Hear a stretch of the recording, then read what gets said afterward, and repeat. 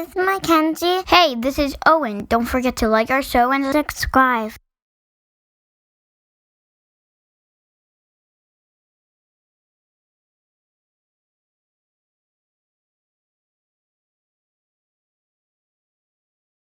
If you want to continue the conversation from the show, check out our Facebook page at facebook.com/wearetheADHD Or if you're on Spotify, answer the poll question. The episode starts at 1 minute 15 seconds, or just hit your fast forward button once or twice. Did you know that the last residential school in Canada closed in 1996? To learn more, go to nctr.ca and challenge yourself to go beyond a land acknowledgement. Welcome to We Are the ADHD Family Podcast. This podcast is meant to chronicle our journey with ADHD, autism, and other discoveries along the way. I reach out to advocates, experts, individuals, and other families that want to raise their voices and empower those on their journey. My name is Mark Smeets. I am married to Siobhan, a parent to 2 wonderful kids, and all of us have ADHD. I want you to feel like you have power and hope.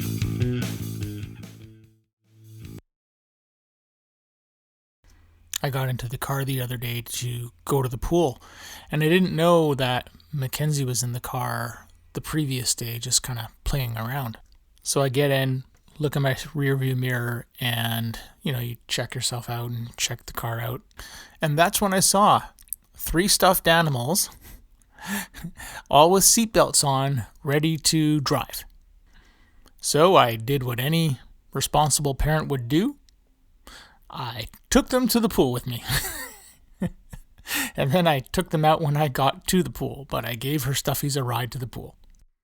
Good morning, good evening, good afternoon, good day, wherever you are in the world listening to this. Thank you for listening. And hi.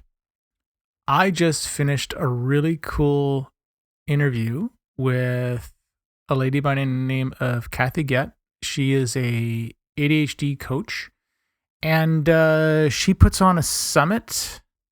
The summit's called Cathy's on the Right ADHD Trail, and it's her 5th year of doing this. And when I did the podcast with Brendan Mahan of ADHD Essentials a few months back, she heard that episode and reached out to me, and we connected and had a really fun conversation that, quite honestly, could easily have gone on way longer.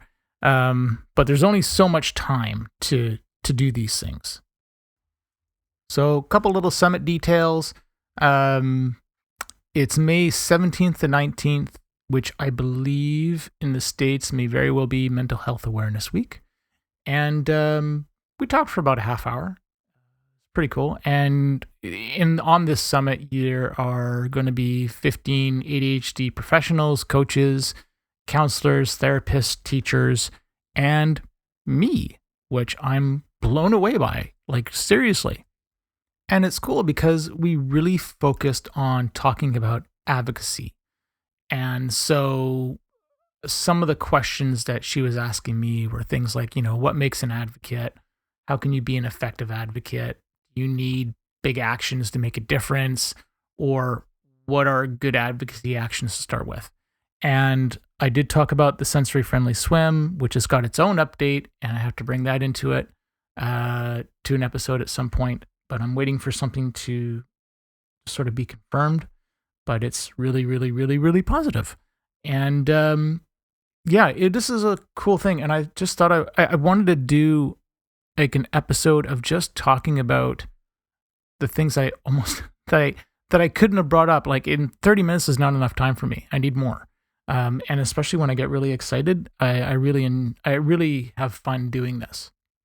And as much as we talked about what happened with the swim, like the first thing that I really did the first thing I really did as an advocacy action would have been, advocating for Owen at school.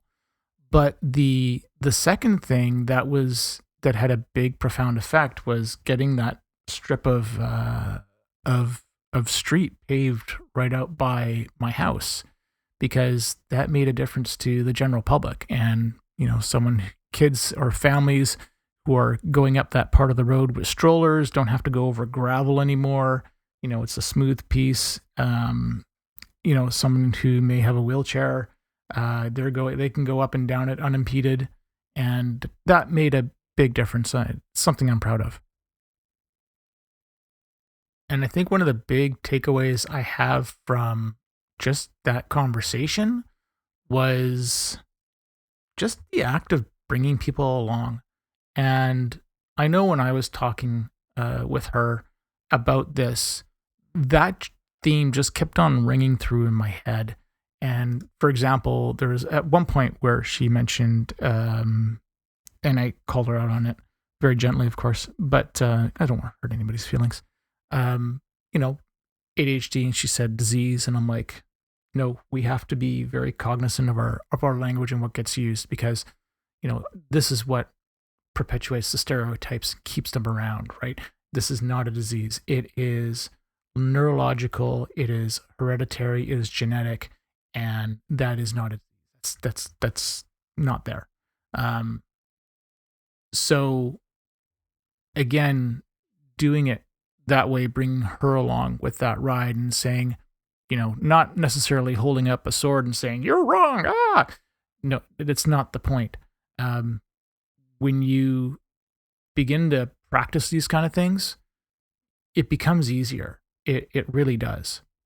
And during the interview, I made a comment about my psych ed and the sort of the autism side I want to kind of look at, because when I hear the words that are used sort of in the wrong context, for me, it is just such a trigger. And instead of doing it with aggression, I want to do it. I don't want it to be aggressive. I want it to be bringing somebody along for the ride so they can see that gap that they're missing. And it's really important that I think we do that. So I realized I didn't really set a agenda for this episode a few minutes ago, because I'm looking at my timer on my as I'm recording this in Logic, and it's like, oh, I'm at 8 minutes and 30 seconds of talking. It's great. But it really is about, I think, just talking in general about advocacy and just some of the things that I didn't get a chance to necessarily hit on, because so much of being an advocate really is feeding into who I am and my personality, and it's helping me. I mean, I'm helping both my kids, but it's helping me in such a big way. It gives me that voice. And I'm looking at my notepad because there's something I wrote down, and I basically said, embrace your info dumping. Like, that is a beautiful, beautiful skill. As hard as it is, as energy draining as it can be to do that, it is really good to do. I am really proud of the fact that I can sit there and just dump things out onto Word document or something like that. Or, I have this conversation, I get excited for it, and I can get this stuff out. I couldn't before. It took so long, such a big part of my life to get there. If I think about all the classes, of all the papers that I could write, like just not being able to get into the flow, as William Dodson would say, now that I can do that, it is so much better. Part of that, I do thank ADHD medication for that. So maybe what I'll do is, there were 4 kind of big questions that she asked me. I'll hit on the points that I didn't get a chance to hit on during the initial talk. How can you be an effective advocate, as a question? So let's define what an advocate is first. An advocate, basically, to me, is someone who can speak up for those that may not have a voice. And I think that's about the shortest you can get for it. Being an effective advocate, I think you have a lot more wiggle room, because if we think of these big actions. And I used my sensory swim as that example. The sensory swim was sort of the culmination of a whole bunch of things, but it really was a build-up of small actions over my life. And that sounds weird, and maybe that's a little too, high orbit of an answer, but what experiences that I went through as a kid, as a swimmer, played into my experiences now, of being a parent and being a person who uses a facility for swimming. The little actions, these actions really shaped all the things that you sort of go through. So I don't ever discount that experience. I think it's massively, massively valuable, because these are the stories that you can use to relate to other people when you're talking to them. If you're talking to a counselor, if you're talking to a government official, those are the stories that you want to bring back. That's how you make it personable. That's such a big, powerful thing to say, because you're sharing your family, and your experience with somebody. So that should be respected more than anything. But coming back down to just this moment of just a swim, putting together the presentation, going out to the different Facebook groups and talking to people that I was with and in, there's thousands of people in there. And I had, low hundreds of reply for ideas and things, and just feedback in general when I started to piece it together. There is one small action that mattered: just listening and asking questions and making sure, am I on the right track, and that it's just not, the mark idea of the moment. Going to talk to the business improvement associations, community associations, other advocacy groups. These are other things that are small actions.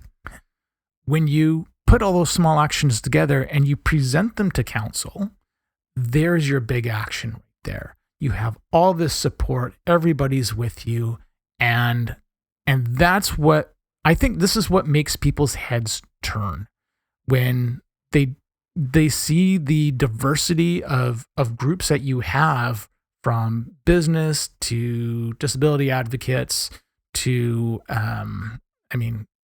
the government, provincially and federally. Like, this is big.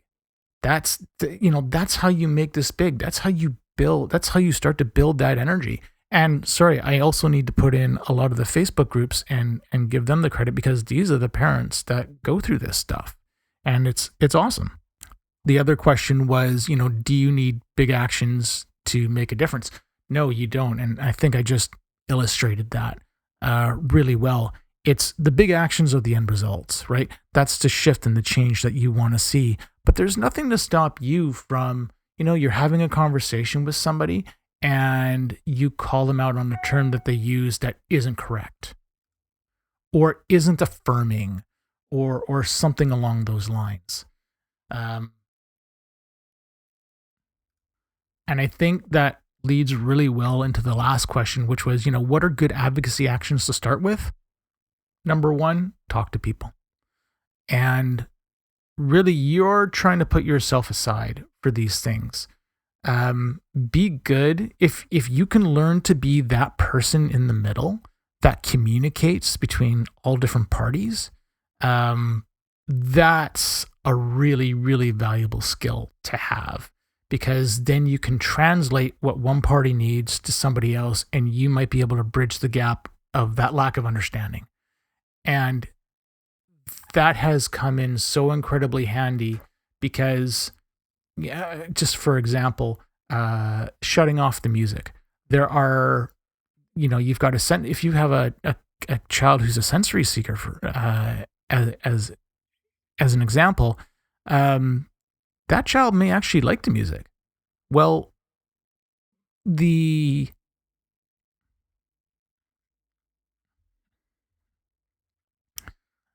The hard part then becomes, if you have your sensory avoiders, where can the two sort of meet in the middle?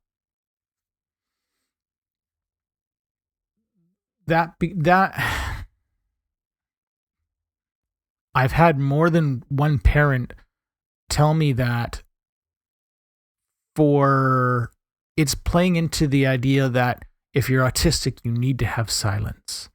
I even was listening to, I think it was one of my presentations where I talked about, can't remember which it was now. I think it might have been the correspondence to Mackenzie's teacher.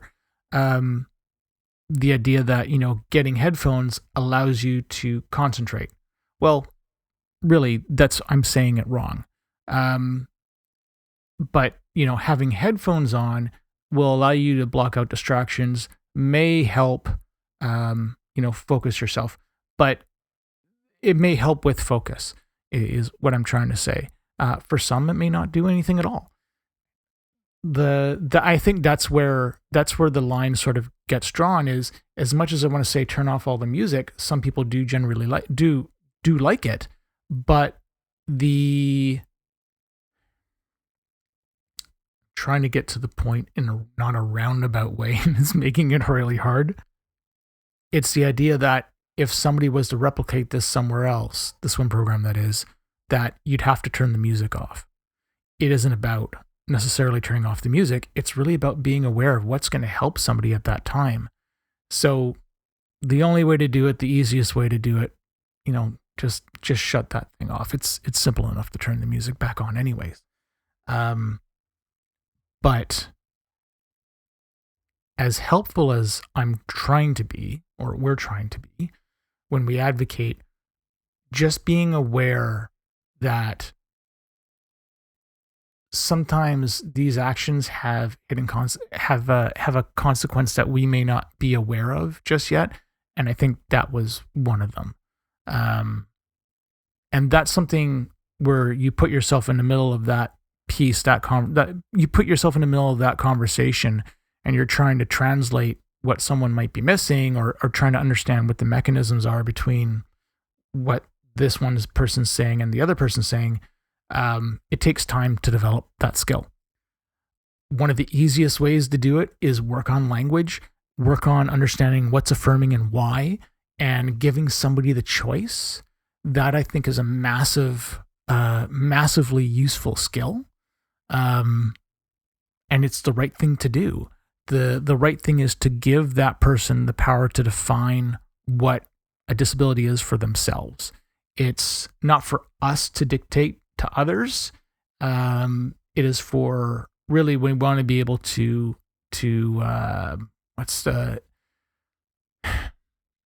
we want that person to feel empowered to speak up for them so they can advocate. So being aware of language, being aware of what a person uses and how to gently call it out. Sometimes there are misnomers that get said, things that just come out the way that they do, and it's not what we actually intended to say. But that's simple enough to own up to, and no one's mad sort of when that happens. A lot of the times I will tell people, help me understand, help me bridge the gap. Where am I missing my understanding? Because probably I don't understand. And I don't think that's probably one of the next things, is putting yourself aside, putting your ego aside, and understanding where you are coming from, where you are recognizing where you're at, and having other advocates, like, maybe I'll just say it like this, having other advocates to look up to. And I don't mean this in a way of I mean this in a way that there are other people that I will look at and say, wow, like, look at so-and-so, they have a good grasp on this subject, and I don't have that yet because I can't make those connections. And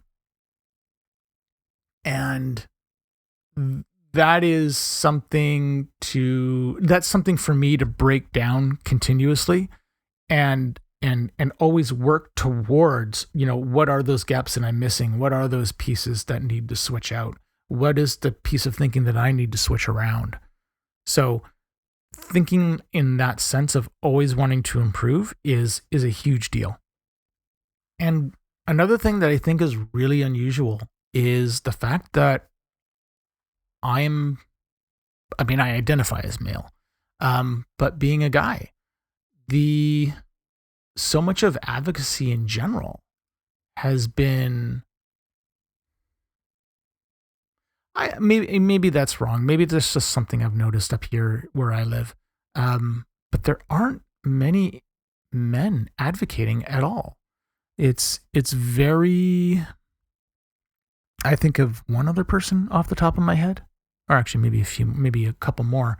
And that's a different perspective to sit there and go through on, because our province here, well, you remember how Al Capone, I think it was Al Capone, he said, you don't bring a knife to a gunfight. That's politics up here. Like it's cutthroat. I've seen this. It's not easy.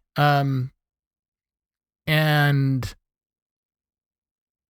you have to be, I think you got to be aware of sort of the landscape of things and knowing where you can be helpful and supportive and understand sort of what's going on, because those issues matter as well. So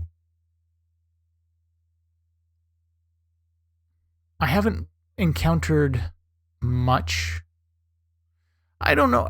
See, I was going to say, have I really encountered much in the way of sexism?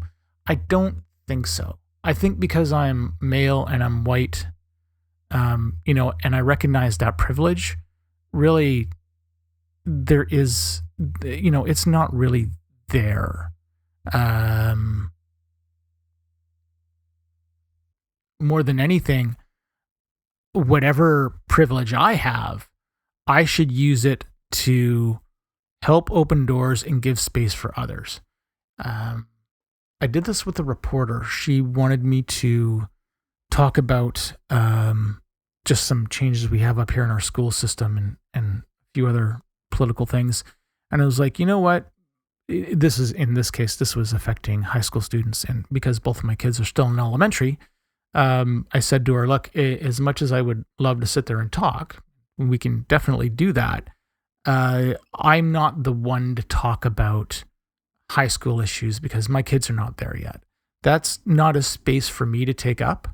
And, talk to this person instead, or talk to that person. Because it's not right for me to take that spot. I don't think it's very much the same with LGBTQ2SIA rights. Plus, as big of a supporter as I am, and trans lives or trans rights or human rights. If the opportunity to have someone who's trans come on and have that conversation, or someone who's gay or bisexual or whoever, I need to shut up is what I need to do. So having that as a piece that's probably been will sound odd. It's been rewarding to not have that. I'm just doing what I think is right of giving that person that voice, because they have a voice and they want to speak up too. So there's sort of the last piece I'll stop on. It's, recognize what privilege you have, and if you can use it to leverage somebody else's voice, do that. Just do that. Because it's not about you. It ain't. It's really about others. We do this for others, so other people have the opportunity to do things. But yeah, there's just some thoughts on advocacy and things I just couldn't talk about because we ran out of time. But yeah, it was that was a really fun interview to do, and I'm really looking forward to doing more of this kind of stuff. This is really cool. I really enjoy this. It's why I need to get into coaching, I think, and figure out how that's supposed to work, because I have no idea right now. Anyways, I am recording this on the 12th, and tomorrow the 13th is our appointment with Sunny Hill. So I'm going to release this episode after we get all this stuff with Sunny Hill sorted out and we get Owen's diagnoses and things like that, or whatever is going to happen tomorrow morning. And I'm going to release this after that's taken care of, because I know we've been waiting so long for this, and I don't have enough time to edit everything right now. So wherever you are in the world, you have yourself a good one. Be safe. Speak up for others when they don't have that voice. Open doors. And the little things matter. Massively, massively matter. And any advocacy work that you do matters. So thank you for listening to our show. If you're hearing this message, you've reached the end of the episode. And for that, I want to say thank you. I hope you have enjoyed what you've heard and are walking away with newfound knowledge. We are the ADHD family. See you soon for a new episode. If you want to be a guest on the show or know someone who would make a great guest, contact me through our Facebook page. This podcast is open to everyone. You don't need to be an expert, just passionate and want to see change. The opinions expressed by the host and guest are not associated with any employer or organization unless otherwise stated.